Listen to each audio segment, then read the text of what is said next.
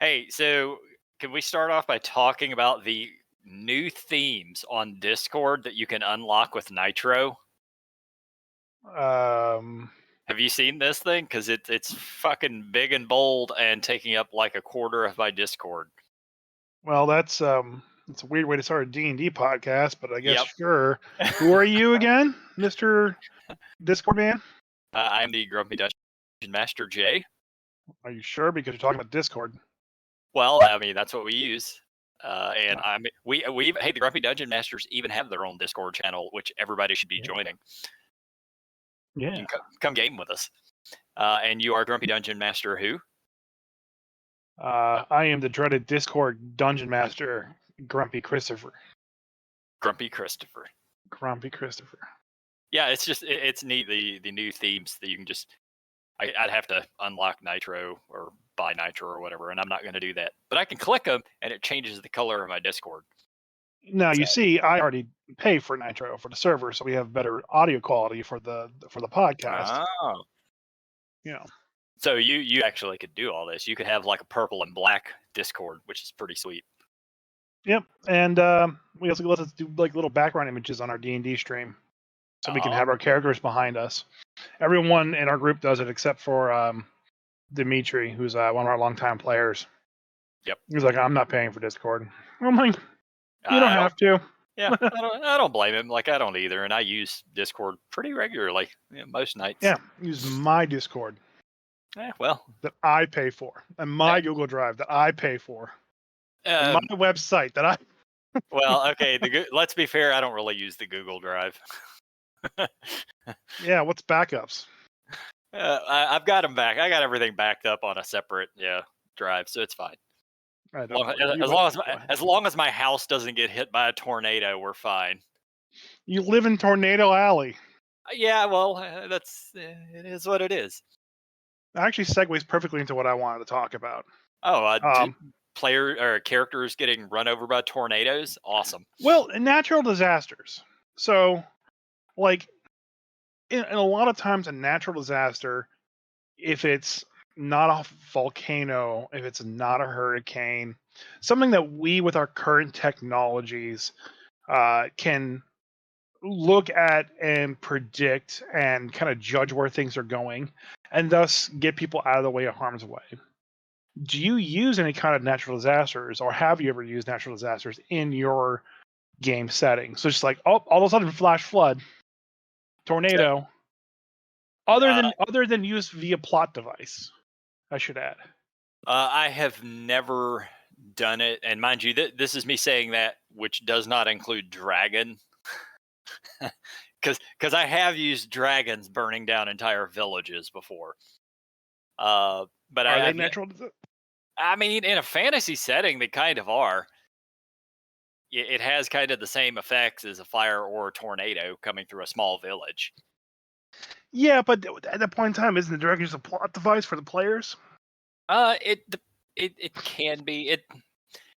The only time I can think of I've burned down a la Trogdor, a small village. It was intended to try to get the characters to care more about more about life loss, more about civilian casualties than it was about killing the dragon. And Yeah, maybe it's my player group at the time, or maybe it's just I as a DM wasn't quite good enough to pull that off. yeah, Like some players are going to be more apt to care about that kind of stuff than others. that's true. Some players just I just want to find the dragon and kill it. Oh, look, he killed 52 people. Whatever. So the only natural disaster that I can remember ever using, and this wasn't something I wrote or established, was the Adventure League Rime of the Frost mating modules, where the very first module basically has you coming from Neverwinter through the spine of the world into Neverwinter proper, Yeah. or sorry, into Icewind Dale proper, and you're hit by a landslide an avalanche. Oh, More is that the one appropriate term. is that the one where they had to fight the wolves at the beginning? Yes, the Yeah, wolves come and scavenge everybody, and that's where they have to fight the Shardalian owlbear at level 1. Like, yeah. why? Like, good luck. The hyper intelligent owlbear with Shardalian claws at level 1. That's a BBEG if I ever saw one. Not a level 1, just like, oh, we gotta fight it. But that aside, that's the only time I've actually can remember a a weather effect being used in gameplay. And I'm including landslides as a weather effect because while they're not a massive natural disaster, It still is, yeah. it still is. It kills like 4 skiers a day. Who Yeah. knows? I mean, the equivalent mudslide in California just a couple of months ago was wiping out entire towns. So, Yeah. So that's all I can remember. Like I do remember like, oh, this island here has massive like whirlpools or hurricanes that derail ships that sink ships and destroy sailors. But I've never actually thrown one into my campaign or used one. Like running the Waterdeep one, I had like a city fire take place, but that's not a natural disaster, and it was San, caused by the bad guys. San Francisco would beg to differ. Like, that city So has been burned to the ground before from, fires. So, fire is a natural disaster.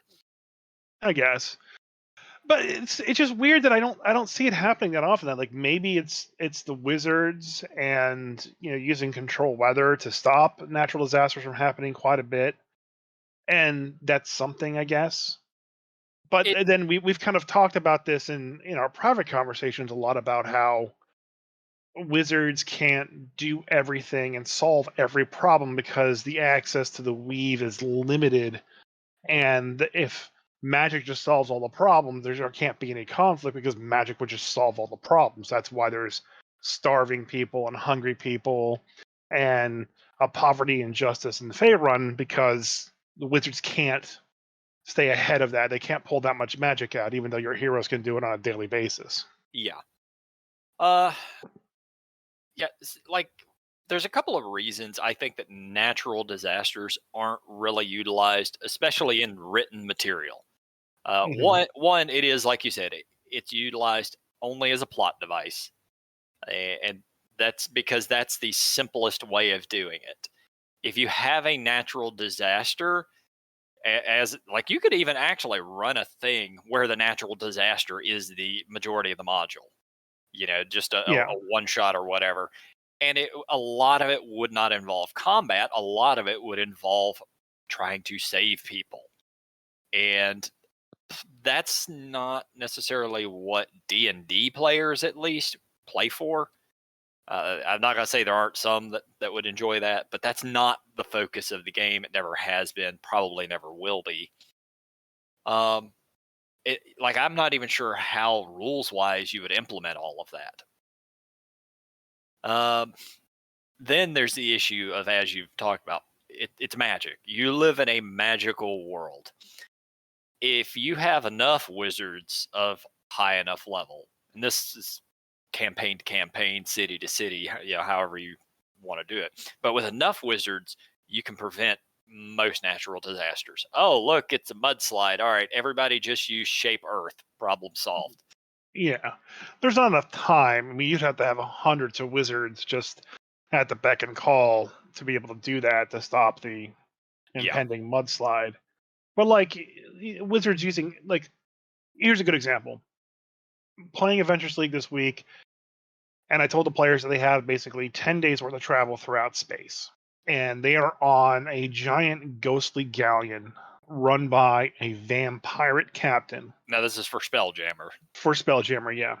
Um, so the players are like, okay, well, we needed food. Do they have any food down below? I was like, feel free to check. You have open access to the ship. And I have the person go down to kind of look through the food stores, and all they see is just a bunch of chained up humanoids and various creatures, some in certain states of decay and rot, and some within certain bounds of starvation. because they're vampires. They're vampirates. Right. They Yeah. don't eat Yeah. food. And the best part is that the lawful good paladin was just like, okay, this is a thing. Close the door. Goes back up to the top of the ship. Doesn't address that problem at all. What? And I know it's Avengers League, so I don't care. Oh my god. Right. And they're like, okay, well, Druid, can you make Goodberry? Yeah, I got Goodberry. Okay, I can make Goodberry every day. Yay, Goodberry Yeah. solves all of our survival problems. Yeah. If Enough. there was a spell I banned from I can't paint, it's Goodberry. Yeah. Enough druids, and you can feed entire populations without even thinking twice. Wouldn't even need that many, really. A few dozen No, because druids. you get 10 good berries per spell slot. Well, even barring that, I don't know about in fifth edition. I know at least in third there were spells that could increase the growth rate of trees and crops and everything else. Things that druids actually would want to do. Yeah, they have those, and that's part of the Druid kit in 5e. Okay, I didn't remember that. I've never actually played a druid in 5e. Well, I know they're there because they're like the problem spells. Like, yeah, you should be able to have a bunch of wizards being able to go out to the farmers and like, all right, we're going to cast enhanced growth on all your food and make this farm super plentiful so there's enough food to feed all of Waterdeep. Yep. Okay, great. So the farmer's out of business. Food's super cheap because it's in a super abundance. That drives down the tavern prices. That drives down the price people pay for stuff. And all of a sudden, I don't know what that does to an economy. I'm not an economist, but I'm Well, sure it's not good. at least in Forgotten Realms and Faerun, that is not much of an issue because they still have a lot of farmers, which means there just aren't enough druids to make that a thing. Well, it's not just enough druids. A lot of it, the common thing that I see is that it's impossible to access the weave that much to cast spells at such a grand scale to affect that much to affect that issue as a whole. But like going back to the original point about natural disasters, there are spells that cause natural disasters. Control Oh, weather being like it stops it stops a hurricane right I in its mean, tracks. how many times have we talked about tsunami on here? Ad nauseum. Go reference our episodes about drowning the Underdark. Yeah. Yeah. So it just kind of came up, and I was thinking about it for a little bit, and it's really Faerun has a lot of problems in the setting, and part of that is the wizards are there and they should be solving all the problems, but they're just not for whatever reason. Well, that's And honestly a lot of it. I think is because there are so many villains. So with just as many heroes as you have 3 times as many villains. You can't expend all of your resources trying to solve every problem just for the standard populace when at the same time you're having to figure out methods of dealing with mind flayers and dragons and Thay and everybody else that wants to wipe out your little slice of life. yeah, but at the same time, taking Waterdeep as just the example that's on the top of my head, you look at just the NPCs that are in the yawning portal. Okay, you have the barkeep Durian. Okay, who's an extremely advanced fighter. But Okay, he's a fighter. He's not going to help with any of right. that. He can't help, but he still is a fighter that can literally tank most of the problems physically in the city and fight them to a standstill. You know, most of that comes from his magic weapon, but he's still a very high level fighter. Then you have the bard and all his connections to the Harpers. You have the half orc, and all her connections to the Antarum, and then you have Dragoon guy, whatever his name is, and all his connections to the guilds, and they're all high level PCs. Okay, so these are what you would consume like the above average person would be in those orders, and these are just the guys at the bar. So for every one of those that's at the bar, there's probably 2 that are at home, and then you factor in that there's 7 of them there. there's still a lot of very high powerful people that can come out and actually fix a lot of the problems that just don't. Derwin doesn't go and try to stop the gangs in Waterdeep. He just wants to run his bar. So Mhm. it's just, is he just being lazy at the point in time, or just like, why don't these people who are already high level save the world that they're already in? And then when you look at it, the adventurers that you play in the game level up so fast in comparison. You're talking about like maybe 6 months at max to Oh get yeah, to a that's very decent level. that's You a can five. That's a solve most of five the E problem. problems. That's a But five. That is a 5e issue. Uh, regardless, no one's solving problems in favor of is what I'm trying to get at. But there's no natural disaster, so somehow has to be solving at least that problem. uh, I mean, part of it I think is a numbers issue. You know, because you mentioned there's 7 people who are incredibly high level in the yawning portal, Hmm. by far the most famous bar in all of Faerun. Yep. You know that's like saying you'd go to Club 54 and not, and you're going to see famous people. Of course you are. Okay, Uh, fair enough. But I'll counterpoint that in a second. well, hold up. But Waterdeep is 130,000 people according to Google.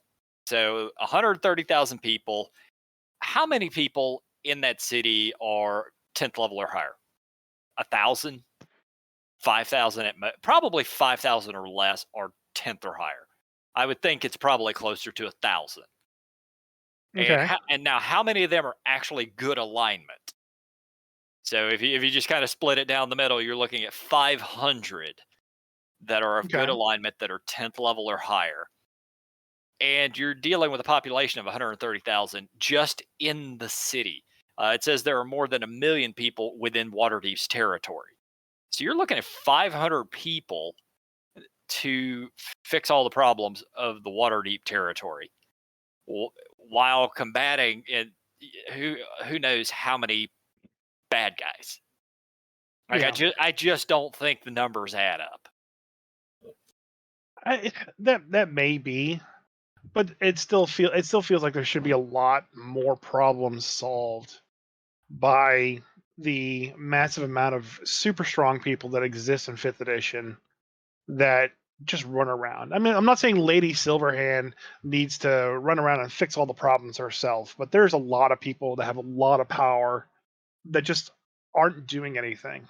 And This sounds like it sounds like the United States of America, where you have a lot of people with a lot of power who don't fix anything. okay, well, fair enough. Actually, something to go back to a bit. Usually, oh, the most famous tavern. Of course, they have high level people there. So when I was running the Waterdeep game and kind of setting up things, I was looking at this really cool map of Waterdeep, and it has like little blurbs of like major locations.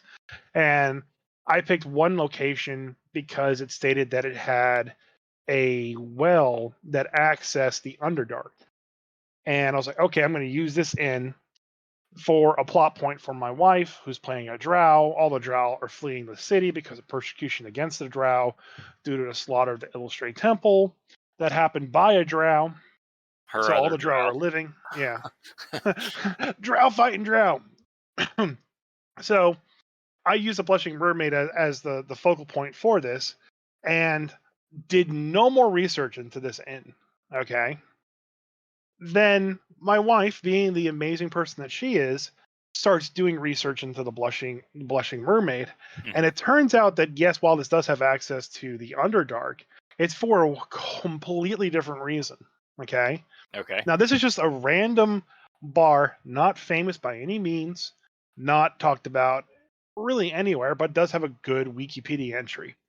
So the Blushing Mermaid in Waterdeep is a place where you go and you get food and tavern stuff, and mermaids or people or merfolk will are the waiters and servers and whatnot, and it's a seafood based restaurant, of course. Okay. Okay, so that's the Wait, theme wait, of wait. the restaurant. Hold on. How do they serve you? They have like little water paths that they swim up to with the food, and they give it to you. Oh, I need to go to this place. Yeah, it's pretty cool. The artwork for it from like third edition is pretty cool. But here's the cool secret part about it: it's actually run by an archlich. Of course. See? See? But she's a good Archlich who basically uses her presence in Waterdeep to basically get info on other greater undeads that may kind of like show up in the area, and she tells the Waterdeep leadership whenever threats like those arise. Okay. And so just another random bar in Waterdeep just has an Archlich as a the owner upstairs, just ready to Archlich her way through all the corpses. And of course, somehow they're a good guy arch-lich, despite the fact that you have to do very evil things to become a lich. Well, I mean, I guess I did the air quotes good guy. You couldn't see that because it's a podcast. Oh, okay. She's still definitely very evil, but her neutrality to Waterdeep is basically what makes it from kicking in the door and trying to stop her. So that's just a thing that's in Waterdeep. Yeah. Well, I thought that was kind of neat. Oh, that's the most famous bar. Of course they have big people. Yeah, well, that one has an Archlich, and it's like Yeah. 2 blocks down. Yep. Yeah, but at the same time, nobody would know that. It's just sort of a behind-the-scenes thing. It's very Illuminati. So I Yeah. just getting back to the point about the natural disasters. I guess I'm really done much searching for content for natural disasters, but I'm sure there's got to be some out there, and I'm sure, yeah. I may actually look into it because it does seem like something that has to be out there somewhere that people have done stuff with. I guarantee you, if you go on the DM's Guild, or at the very least Drive Through RPG, there's something on it. Like somebody probably has a supplement that they wrote specifically for running encounters via natural disasters. I just would hope that they're just not all survival encounters because that's not what I need. You don't want to just make a couple of simple dice rolls. Like for a proper natural disaster, man, that's a night. That's a night's worth of adventure. We've all seen all of the so many of the movies like Avalanche and Deep Impact and just shit like that. And Right. I mean, they're entertainment, and you could definitely do something with it. Oh yeah. Speaking of the movies, Uh-oh. my next topic. I'm very upset because I did not learn about this until 4:30, 5 o'clock today here on Sunday when we're Oh, recording this I podcast. I already know exactly what you're going to talk about. I found out around 5 o'clock today. But go People ahead. who have Amazon Prime were allowed to go see the Dungeons and Dragons movie today. And by the time I saw it and looked it up, it was already showing. It showed at 2 o'clock at a theater that's literally walking distance from my house. Why did I not know about this? I didn't know it either. Amazon Prime. Why didn't I get the email? I would have seen it. I guarantee I would have woke up and saw it. As long as it was So mad. within, yeah, as long as there was a theater within, say, 45 minutes of here, I would have grabbed my brother and we sure shit would have gone to see it. And then I'd go see it again next weekend, probably. So. Mhm. Well, it doesn't come out until the 1st. Or yeah, sorry, yeah, 31st, I think. Yeah. So two So more that weeks, weekend. yeah. But I could have already watched it. I Right. have Amazon Prime. I've had it for years, and I never knew about this until after it was over. So mad. Like, So mad. like seriously, guys, you couldn't advertise it better than that. It's like you wanted to fail. And the only reason I even found out about it was because I'm in a couple of like Dungeons and Dragons Facebook groups, and it was people who were watching it who posted, "Hey, look what I just saw." I saw the movie before you, bastard. I hate you. Fucker. Yeah. Yeah, I want to see the movie. We all want to see the movie. Oh I'm well. so upset by that. That ruined. Well, I didn't really ruin my weekend, but that made me grumpy. Yep. It made us grumpier than we already are, and we're already old men, so Yeah, my back hurt. I had to lay down on the couch. Oh God.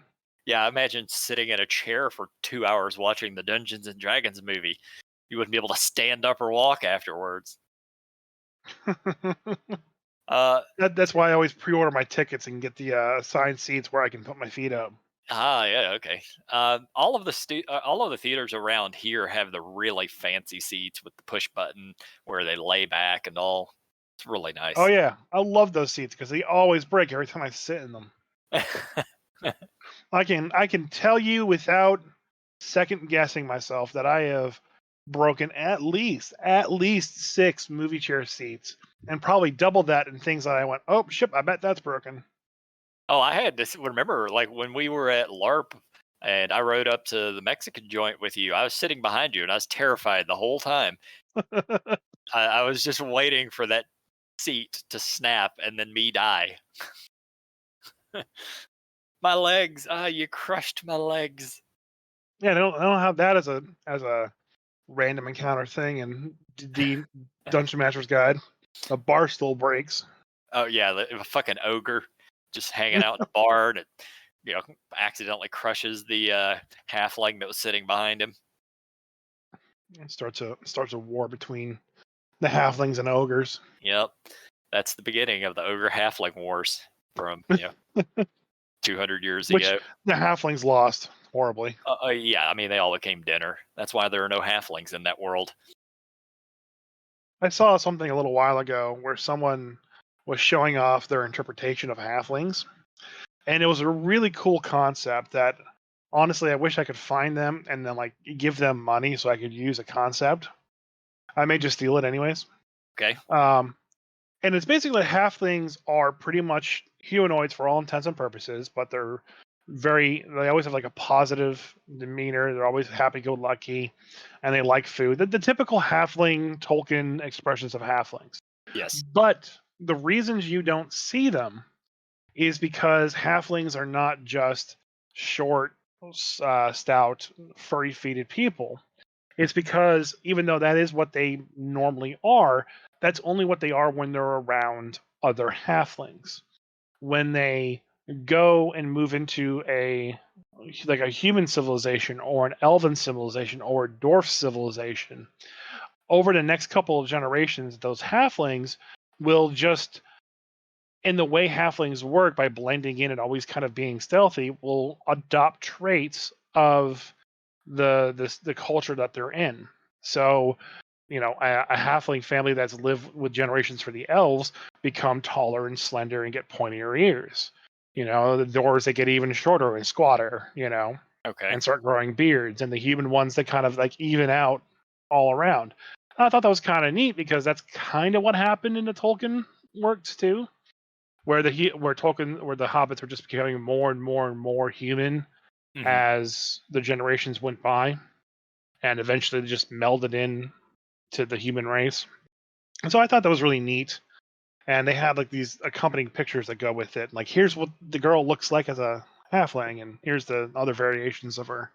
I thought that was really neat. That's a nice, good spin to put on a fantasy race that's been talked about and Ad stuck in lore nauseum. Yeah. forever without going too far from it. You're adding something to that race, that idea, and it works out pretty well.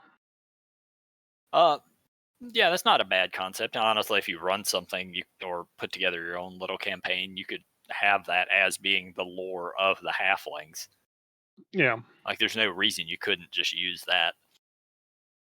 No, I Uh, thought it was. Like I said, I thought it was neat. It was just a nice little spin to put on yeah. just a very well known Speaking of racial stereotype. speaking of halflings, I have to bitch for a minute. Okay, Disney canceled Willow after one season. and then uncanceled it the next day. Did they? Yeah, What? I hope so. yeah, yeah. They Willow. they they said that it wasn't canceled. It's just they're not working on a second season now because they want to reevaluate how they want to produce it. Uh, As in, they're I'm debating on doing another series, a television series, or another movie. okay. Well, it was supposed to be 3 seasons. I'm not Yeah. seeing any. I see nothing about it being uncanceled. Um, it was supposed to be 3 seasons, and I watched it. The first episode was really good. It felt like the original movie. And I grew up watching the original Willow movie. It was fantastic. I love it. After that, the show did kind of go downhill. There was a few great characters in the show, but overall, it just kind of felt like a TV teen drama with some action adventure thrown in. It wasn't anything that you wouldn't see on the CW. So Yeah. I understand why there was. I'm sure there was big fall off on people watching it after the first or second episode. So, but it's still Disney, and Disney has so much money that I can't imagine them not being able to just say, we're doing 3 seasons. We'll just make a better second season. Okay. But I don't know. I hope that they continue with it because I wanted to see all 3 seasons. Damn it. I just want more Willow. And I know they could make it better than it was. Okay. So here is the clarification from John Caston, who I assume is the director or something. I don't know who he is, but go ahead. He's involved with the show. It says, the truth is less flashy. Here it is. A decision was made last week to release our main cast for other series opportunities that may arise for them in the coming year. With all the TV and movies and productions around the world, it feels unfair to limit an actor's availability without a clear sense of when you're going to need them again. It's further trivialized by simple reality that the scripts we've been working on require just as many actors from our first season, with whom no such contractual hold exists. Nothing prevented Annabelle Davis, for example, from taking another show, but you better believe that Mims appears in every single Volume 2 chapter. If you're asking what this means for a viewer, it means that as the creator, I guess he's the creator, here's what I think it means. Due to the forces much larger and more intricate than I ever pretend to fully understand, production of streaming shows is slowing down across the entire industry, and Yes. Willow won't resume filming in the next 12 months. But here's what equally true. With the enthusiastic and unwavering support of Lucasfilms and Disney, we've developed and written and what we hope is a brain-meltingly fun, richer, darker, and better Volume 2, which builds on the characters and stories from the first 8 chapters. The worm survives. Whatever that means. So yeah, like I said, So okay, they've been released from their contracts, but they have a Volume 2. They will be working on it. It's not on the table yet to be worked. Okay. That gives some hope. Uh, I think it's weird that you would already know that you're making 3 seasons of a show and not already have everything locked in, especially with Disney, the company that puts people under decades-long contracts. Well, I mean, that's the other thing too, is that they said that they released them from, hey, we're not going to lock you down for the next 12 months. We don't know when we're going to be filming again. And Yeah, that's but unfortunate. I'm just But saying they could, if they already have 3 seasons that they know they're making, they could have easily have already just started filming. well, that And comes from the whole idea that I think what it was is the first season did so terribly that they've decided, okay, what we were gonna write, we're not gonna write. We're gonna make a lot of changes, and then maybe, well, I'm sure it seems likely that they'll continue it, but they have to do some major rewrites. yeah. Well, I mean that happens. Oh yeah, I I've understand. never seen Willow. I don't have a ball in the game, so I would highly recommend seeing the original movie because it's Dungeons and Dragons when you didn't have the special effects to properly do Dungeons and Dragons. So I heard it's Keanu Reeves, not Keanu Reeves, but I heard it's Val Kilmer's best work. yeah, actually it is. Mad Mardigan is an amazing character. But Yeah. anyway, yeah, go watch the original. It's well worth it, and I'm pretty sure you can just watch it on Disney Plus. Yeah. I mean, I could, but I don't know. I've seen Kroll, and that No, makes me feel like I've no, seen Willow. no, I God, don't know no, why.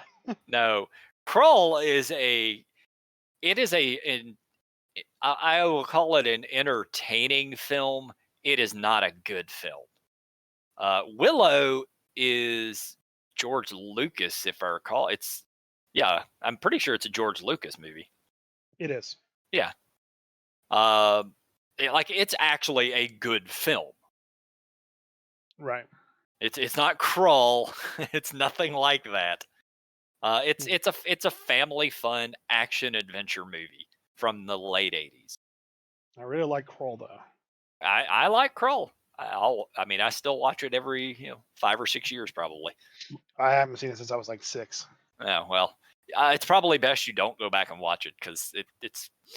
I mean, it's not a good movie, but I I just still. remember the Cyclops from Goonies is in it, and he gets crushed. I don't think there was a Cyclops in Goonies. Yeah, it was. He was like locked in a basket. He kept saying "Baby Ruth." Rocky Road. Yeah, but he was not a Cyclops. He had two eyes. Yeah, he had One one eye. one one of them kind of looked off to the left and was definitely displaced on his head, but he had two eyes. You know what they theorized where like the legend of the Cyclops came from, right? Uh, I know I've heard, but I don't remember. Go ahead and tell me. It came from because that region didn't have elephants naturally, but they would find elephant skeletons like rarely. And when you look at an elephant skull and the whole skeleton, it looks like a giant human with just one big ass hole for an eye. Oh, And that's where they theorized that they came up with the idea of a cyclops. And I'm sure okay. there's plenty of babies born with one eye back in that time. So Yeah, I mean, deformities happen, but yeah, yeah, that would make sense because the Cyclops is supposed to be a giant, and well, if you see an elephant skull, you're gonna think it's a giant. yeah. I mean, Google elephant skull. Look at it, and you're like, "Yep, that's a cyclops." And, Yep. like, it doesn't even register. You're like, that is exactly what a cyclops looks like.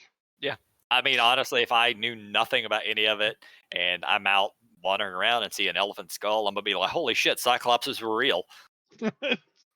You can't visit. I've seen one. You can't convince me otherwise. That's awesome. Uh, so I got access to all these new books, trying to figure out what I'm running next. Hmm. I talked to some of my players that are going to be involved in it. I will be running the Oriental Adventures next. Okay. So it'll probably be a month or so. I still have to find a few other players that can be there consistently, and the goal is to just sort of run it once or twice a month, and then I'll still be playing in other D&D games on the other weekends. Hopefully, if everything works out, these are. I'm just trying to get back to playing, 4 weekends out of the month as opposed to two if we're lucky. Yeah. I Uh, mean that happens. Like my schedule right now is so messed up with um streaming the thing. Like there's 2 weeks that we can stream and 2 weeks that we can't and 2 weeks that we can. Like that's really bad for the viewership, but it's just hell on the players and everything, you know. oh yeah, yeah. Like because we're doing the Dark Souls game, and we were supposed to play this weekend, and 3 people canceled. So Ugh. yeah, so that didn't happen.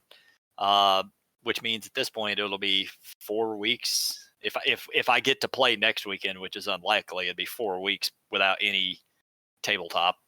Yeah. So like I just got to figure something out because damn it, I want to play. This is my livelihood. It's what I love to do. Yeah. Uh, Speaking of new books, I got an amazing new book. I showed it off last night on the stream, and I want to talk about it here real quick. Let me grab it. yeah, Kitty. talk about it before I start talking about Rogue Trader. So go ahead. So I purchased the second that you linked it to me, and I saw it on TV or on YouTube. That is, Ed Greenwood has a YouTube channel now.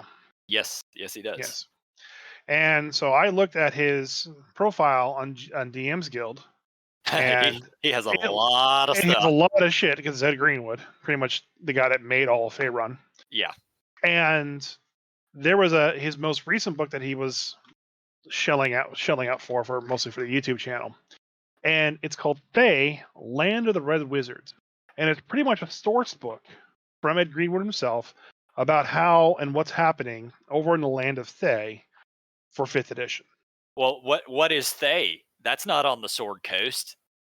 Yes, it's not on the Sword Coast. It's very far away on the western side of Faerun. Eastern, but yeah. No, it's on the western side. No. Sword Nope. Coast is. Yeah, you're right. Sorry, I thought nobody worms slimy eats for a Yeah. second I there. mean, I guess if you go far enough west, then it gets back to the east, unless the place is flat, which I don't think Faerun is. No, yeah, Faerun is flat. But it gets kind of the book is kind of cool. It's got a. I haven't gone through and been able to read everything in it. It's got some original artwork concerning Thay. It kind of goes into who the Red Wizards are, how important magic and magical training is for them. Kind of like how like all the higher ups in the city are all evil, but the populace isn't generally. And it kind of gets in. It talks about the slavery roots and addresses that. Um, and it kind of just goes through like major points of interest, and then it starts going into more details about the actual culture and how things handle there. So much so, in fact, that it actually has like about 10 pages of the current cuisines, like the major cuisines of Thay, Uh, including recipes and how to cook them. if you watched his first video that he put out on his channel, he actually talked about that specifically. And apparently, that's a thing that he does, that Ed Greenwood actually does, is Yeah. he creates all of these recipes and then puts them into his books. Like he actually goes out and makes this stuff. Yeah, it's crazy. And there's actually pictures of the food, so I'm guessing that's the food he actually made Most and put likely. there. Um, so yeah, it's just really cool. And like I said, I've really been digging this book, and it goes into much more detail than I could possibly ever use. Hmm. But there is a thought of me of trying to like pick up the Dead and Thay Adventures League. Um, Adventures League. I was going to say adventure. uh, I mean, it is. Pretty much it is, but it goes through everything that you would possibly need. So that'd probably be a good primer book for me. Oh yeah, And yeah. then I bought my wife a Christmas gift that just arrived, and she told me to get it for her. It's Dungeons and Dragons: The Legend of Drizzt Visual Dictionary. I saw that came out recently. I actually saw it yesterday up at my bookstore. So let me tell you that this is probably the best book I have seen in recent memory to inform you about what Faerun is and how Faerun operates. It literally goes through pretty much every single setting, every single major city on the Sword Coast, and a lot of major monsters, and gives you a visual description of them along with like a stat block, not like a stat block, but like stats about them. See, I didn't. Uh, Hold on, I didn't flip through the book because it was. What was the title again? Drizzt Visual Dictionary. Well, he's like 3 pages of this. Yeah, okay. See, that's why I didn't flip through it. I just saw Dritz's visual dictionary. I thought it was going to be detailing out his birth to where they're at in the books currently. I thought it Nope. was all about him. Nope. It's all about Faerun and how Faerun currently works. That makes it way better. And this book is amazing. Amazing. Like, I shit you not, like if you play D&D and you want to reference liches, that's just a page I opened up to. There's amazing visuals of Acererak and Vecna, Valindra, Shadowmantle, like what a demi-lich is, the difference between a demi-lich and a normal lich, and then like talking about the Thayan liches and the Arcane Brotherhood. Like, this book is insane. That's This useful book information. Yeah, that's this the. book has more information than any other book they put out for 5th edition. The I page mean, on goblinoids alone is more knowledge that's in the monster manual. see, this should have been one of their standard releases within the the 4 books or whatever the hell they release Yeah. every year. This was not even something I knew about. So like the traveling section of this book, it kind of goes through like Dritz's travels throughout the Sword Coast. So it starts in Mitzel Don't kill me, Shelley. The Underdark, the Silver Marches, Icewind Dale, Luskin, Mithril Hall, Neverwinter, Waterdeep, Baldur's Gate, and Gauntgrim. Gauntgrim? Gauntgrim. Grim, yeah. Yeah. And then it has, I shit you not, 2 pages, if not 4 pages, or hold on. Icewind Yeah. Dale is 6 pages. page after page after page of just what's in the Underdark and what the towns are made up, what Icewind Dale happens, like what like this is the book you need to run fifth edition stuff if you want to have any idea of what's there. I mean, I talked about them releasing a book like this multiple times on this podcast. Yeah, and I told you it would never work, but all you have to do is just say that it's Dritz's book, and all of a sudden people buy it. Well, I don't know that anybody's buying it because I didn't buy it. I didn't even look at it because it's like, oh, it's a Drizzt book. If they had said the Encyclopedia to the Forgotten Realms, I would have picked it up and been like, this is awesome. Yeah, like everything is framed around Dritz's travels, but like I'm looking here at just Waterdeep. Okay, it's 6 pages of just Waterdeep lore, what things are, the city, like the walking statues, the docks, the city guard, the lords, the Yeah. timeline, who the Griffin Riders are. Yeah, remember you were like, if they can't do a timeline. I'm like, yeah, they can. They can do it in the course of about 4 pages. Well, this goes from 1032 DR to 1489 DR. And see, you can definitely do a timeline, no problem. Well, I mean, that timeline, to be fair, was us talking about a very detailed timeline year by year. Yeah, This says yeah, that's fair. this is a quarter of a page just with some major points. I mean, honestly, if you're looking to run games in Forgotten Realms, you don't need the entirety of the timeline. You just need something current. Yeah. So I am just floored by this book. I'm floored. I'm floored there was no advertising. I'm floored that nobody knows this thing even exists because this is what everybody's been wanting. And there's half a page on just Xanathar. Yeah. Huh. Good job, WotC. Continue to fail. Glad you released a great book. Advertise it next time. Like no one knew this thing was coming out. My wife did because she told me in November. It's like, hey, this is what you're getting me for Christmas. I was like, okay. Yeah, but your wife probably just wanted it because it had Drizzt on there. I know. I stole it from her. Don't let her know. Yeah, I definitely won't on my shelf. So very quickly before we wrap this thing up, I say very quickly, we got 10 minutes or so, but I wanted to talk about Rogue Trader. What? It's amazing, isn't it? So I'm vaguely familiar with Rogue Trader. I ended up with the Dark Heresy book. I ended up with Death Watch and ended up Rogue Trader. No, we're talking about 40K now. We shifted gears massively, so just try to keep up. Well, if you listen to the podcast every week, which you should be, you would know because I talked about it last week. But so Warhammer 40K does have a role play setting. The 3 books I just mentioned are different settings, as it were. But so Dark Heresy is sort of your general. You're not going to be playing Space Marines, but you might be playing everything else under the sun. But you're working probably for the Empire of some form or fashion. Death Watch is you're playing Space Marines. That's what the setting is. Neither of those really super appealed to me, but Rogue Trader absolutely appealed to me. And I've known about it for years, but never actually gotten a copy of it or gotten to play it.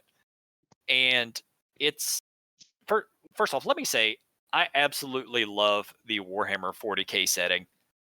I always have. It is a fantastic setting. Don't really care about the miniatures game, but the setting is fantastic.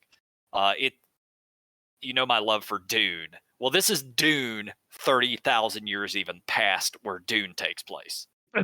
Okay. I mean, it is.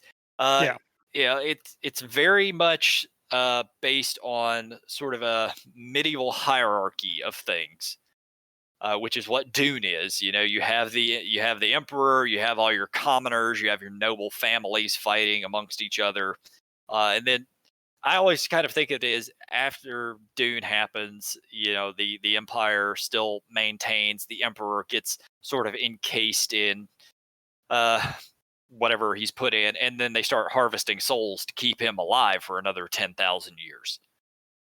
And that's kind of the setting of Warhammer. Pretty much, yeah. Yeah, but with Rogue Trader, it's kind of neat because it's more like a game of pirates. You have this giant city-sized ship that flies around through the warp of space, and you have a writ of trade, as it is, as it were, Mhm. and you just fly around and make trade deals and play piracy and whatever the hell else adventures you can get into out on the open seas slash warp. Yeah. Uh, The way the game we were going to play was pitched to me was Firefly and 40K. it's And that's not so completely inaccurate. Yeah, yeah, yeah. yeah, it's not completely inaccurate. It's a little inaccurate because the full Rogue Trader rules is for that giant, massive city-sized ship, but you can narrow it down even further and just be a trading vessel of that Rogue Trader, and that's Yeah. what we were going to play. And it sounded like a lot of fun. I mean, you still have all like the 40K kind of feel and Hmm. doom and gloom and kind of dark grim to it. Yeah, it So if is. you It like is a that, darker setting. yeah, I mean, it's definitely looks to me like a lot of fun. So yeah, go ahead. Uh, Sadly, I'm not going to get to run it anytime soon since I'm going to be running the Oriental Adventures one. But I'm going to keep this on the back burner. At some point, I will run this thing. Uh, I've read through the majority of the rules, and honestly, I really like the rules system. It's it it was very quick and easy for me to learn because it's very Dungeons and Dragons. Yeah, Uh, it is percentile based, but at the same time, you still have your stats as normal. Uh, you have skills, you have feats. I think they call them talents, but it's just feats. And so much of this feels like building a D&D character. yeah, The one other thing that they had in here that I really liked, because with this setting, you really kind of want a backstory, or at least you have to be able to tie all of the characters together. And one thing hmm they have in here is they call it intersections. So when you are creating a character, you can either you basically have 6 intersections that you're going to be picking from: homeworld, birthright, lure of the void, trials and travails, motivation, and career. And you hand it off to the first player, and they will go through this list of things. Then you hand it off to the next player, and they go through the list, and so forth. And it's think of it as columns. There's 6 columns, and you'll pick from the top. So say homeworld, and you pick imperial world. So the next one below it is birthright, and there are savant is directly below imperial world, but you could pick to the left or right of that. hmm So child of the creed or vaunted, and I'm not going to read what all of these are. But as you go down this list, you just pick, and that helps you flesh out your character's backstory. And then as characters are created, you're going to have overlapping points. So yeah, maybe 2 of you end up with the lure of the void zealot. Well, at that point, you guys those characters have something in common. There's a reason for them to know each other or care about each other. yeah. I believe when I made my character, I I was the engineer of the group, like the tech. I was the tech priest. Yeah, they call it something else, but it's Yeah, effectively a tech priest. and so I could talk to the machine god, and I could talk to um, I was the engineer essentially, so I could talk. For those who are not familiar with 40K, essentially there's billions upon billions upon billions of years of code and spaghetti code that exists in 40K, and no one knows what programming is. They just know that when you give inputs to a machine, the machine comes back with other inputs. And so they basically go into basically weird sacrifices and cult rituals to get the computers to do what they want to do, for lack of a better explanation. That's the most accurate description I've ever heard of 40K. Oh, great IBM computer, take this baby's soul, clack, and let us know what we're doing. Error, null. You can't return line on Edge 44. Yeah, We 404. must go 44 million years and light years into the space and kill Null, the chaos god. Okay, right. And This that's is accurate. 40K tech priests. Yeah, the So, class you were talking about is called the Explorator. okay. And my character saw a chaos breach on, I believe, my home world, my imperial world. And I kind of just a little crazy because of it, because you can't see a chaos demon without going insane. And that was just kind of the backstory. I saw it. I kind of escaped the purge that Mhm. happened from seeing a demon, and I now live a life on a rogue trader because I don't want to die. That yeah, because you don't want to die, so you just live on a giant ship that flies through the warp. I mean, it's that, or basically go back to my home planet and get killed by, space marines because I saw Well, a yeah, chaos demon. I am a that yeah, heretic to the empire because I saw a chaos demon. right. Yeah, that's a fair point. Because well, So, they're all religious zealots, all of so them. I live on a rogue trader. Uh, What are you not? So what are you yeah. not getting? So one last thing about it that I love that they do it this way. So there's effectively 8 levels that you can level up in the game. It's not particularly high level, but as you gain experience points, those experience points are actually just spent to buy skills and Hmm. upgrades. And if say you have a ballistic skill of 25 and you want to increase it, well, you could spend 100 points to get another 10 on top of your ballistic skill, depending on what class you are and so forth, which I think is a really cool little process for leveling up. You're not truly leveling up. It's not in the D&D sense of, oh, you've got 2000 XP, you're now level 2 or whatever it is, and these are the skills you get. Yeah. It could be, well, this adventure I earned 400 experience points. I'm going to buy this skill and this other skill. And some of them do still have prerequisites. You might have to have the first level, the first rank of it before you can get the second rank of it. But overall, really, really kind of a cool system. I am looking forward to getting more into it at some point. But Yeah, for it was now, it was it looked go like ahead. it was gonna be a lot of fun. It was always kind of sad that we never got a chance to get off the ground with the game, but Yeah, yeah. it's what Now, it is. yeah, now I will have to do a lot of reading as I am not super familiar with the Warhammer setting. I love it, but it's one of those things I've always been kind of intimidated by it, especially to run a tabletop game of it because I'm going to end up playing with somebody who really knows the lore and I'm not going to know what the fuck I'm talking about.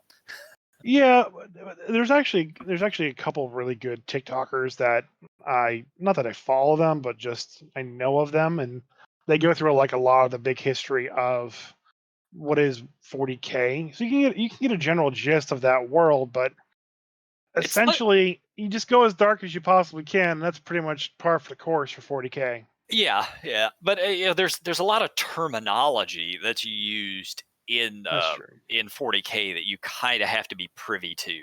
Like what the fuck is an Astartes or a Mechanicus? Like these are and Astartes and Mechanicus are very very common terms in 40K. But if you don't know anything about 40K, then it's like That's fair. Yeah. I mean, just exposing yourself to it for a little bit. There's a humble bundle going on right now where you can buy all the 40K books if you want to read them. well, I don't need to. I have 3 or 4 Rogue Trader books. I mean, there's a fuck ton of I that in mean, here. So I guarantee you the Rogue Trader books really don't go into the Horus Heresy. no, no, no. Well, I actually have the Horus Heresy novels here. Yeah, just read those. You'll be fine. Yeah, yeah. I mean, I actually just saw a video about that, and there was a sect of Space Marines, I believe Space Marines, or not Space Marines, but a sect of humans. They're the spellcasters, and they looked into the future to see how the galaxy would be post the Horus Heresy, because it was Mhm. it was basically about to happen. And so, if Horus, who's the bad guy because he's aligned himself with the evil demons, Yep. the devils essentially, if he were to win, human civilization would collapse into a massive civil war, and eventually the humans would exterminate themselves. And because the humans exterminate themselves, they would stop relying on the warp for travel, and the warp would then basically heal itself because every time they warp, you cause a rip in space time, causing demons to come through. And eventually, the universe would normal itself out, and once the humans were all exterminated, the universe would be in a better place because the humans are gone. So they align themselves with the bad guy because they want to basically to stop the Emperor. Because the Emperor, who's the good guy, and wants to keep the humans alive, and is essentially God incarnate. Yeah, and they sacrifice 1,000 souls to him A every day. Such a good guy. day. Yeah, Well, such a the good thing is to guy. keep his psyche alive. Yeah. Um, he's essentially the good guy. He's the guy that brought peace and prosperity to the human race. But the human race having the technology that he granted them is causing all the other problems in the universe. Yeah, So yeah. these Marines kind of went heretic and joined the bad guy side to basically kill the Emperor, knowing full well that they were going to lose, which is kind of weird when you think about it. Uh, It's all prophecy. Yeah, they had to do the thing that they knew they had to do. and orcs are mushrooms. That is true. They are fungi. But, They're a but yeah, combination of fungi and meat. yeah. But the whole terminology thing with 40K, I'm having to actually go through the exact same thing with the Oriental Adventures Rokugan setting. Yeah. Like I'm seeing constantly just words. I'm like, I don't know who these people are. But I've been reading through the book piece by piece, starting to sort of get it all together. I'll probably talk a good bit about it on the podcast next week. Yeah. And that's a lot of what it is. Is like if you're a a blossoming DM trying to get into something, a lot of it is just finding a setting that you really enjoy, or making a setting that you really enjoy, that you can put a lot of time and effort into learning the lore of, so you can turn around and invest your players into the world. Yep. And a really good example of that is me. No, but seriously, a good example of that is in my last game. Um, I had set it up so that the players needed to go to the City of Dead, which is a section in Waterdeep, and go to the Castle Lantern Mausoleum and look into the last coffin for a super secret surprise. Um, and they were like, immediately as players, they snapped when they got the letter, like, okay, let's go in at night, let's sneak in and go into the coffin so we don't get caught. And I was like, go ahead and give me a history check. And it really didn't matter what history check they rolled. That's just player engagement. Mhm. Um, so they rolled a history check, and I think one of them got an 18. And he was knowledgeable about all things Waterdeep. So I gave him, because he got a good roll, I gave him the whole spiel that I personally knew about the City of Dead, which is that the City of Dead is open to the public during the day. 100%, anyone can come in and walk around. It's a massive like park essentially. Just there's dead people there, and not like gravestones, but more just like different mausoleums. So all Yeah. like the nobles in the city even have really nice houses that you can sit at and pay respects to. It's not like a dreary graveyard. It's just a big part of the city. A lot of fancy architecture. And like I said, it's open to the public, but trespassing there at night is not allowed. If you get caught, you get arrested for trespassing because no one can go there at night. Why no one can go there at night, I really honestly don't know. I assume it's because they don't want people digging up the graves or Yeah. some other nefarious reasons. That's when Um, necromancers do all their work is at night. there is a knight, I can't remember his name off the hand, but it's in the Waterdeep Dragon Heist book, that patrols. He's taken his life mission as a retired knight to patrol the graveyard at night and keep people out. So you have a 30% chance of running into him. I believe that there is a neutral flesh golem that also comes out at night Mhm. and just kind of like lumbers around, but I'm not sure about that 100% canon wise. And another thing is that whenever dusk hits, hundreds of drift globes float up from within the city and fly to the City of the Dead and just hover over the City of Dead at night, giving it and basically lighting the entire place and giving it dim light, the Yeah. entire thing. So sneaking in is hard at night, but then again, it's open to everybody during the day. Just go there during the day. Yeah. And so the Unless players, unless you're a necromancer and need bodies. right. So the players immediately went like, okay, let's sneak in at night because that's what you have to do. And then once I explained the setting to it, because I really like the Waterdeep setting, they're like, oh yeah, we'll just go there right now. Yeah. we don't need to sneak in. It's fine. Yep. Yeah. So having knowledge of a setting, having deep knowledge of whatever setting you're running is helpful for sure. If Yeah. it's your own homebrew, you can get away with coming up with shit on the fly. Just try not to forget what you tell people. And just like the Blushing Mermaid, it's your homebrew, so there's no Archlich there in my Waterdeep. Yeah. Yeah, honestly, even if you're running a pre-built setting, it's your game, man. Yeah. Change things if you need to. So, all right, I think I'm done. All right. Bye, Jay. Bye, Craig. Bye, guys. Bye, Craig. I miss you already. Bye, Craig. See you on the other side. Sweet Craig. Your eyes are so pretty.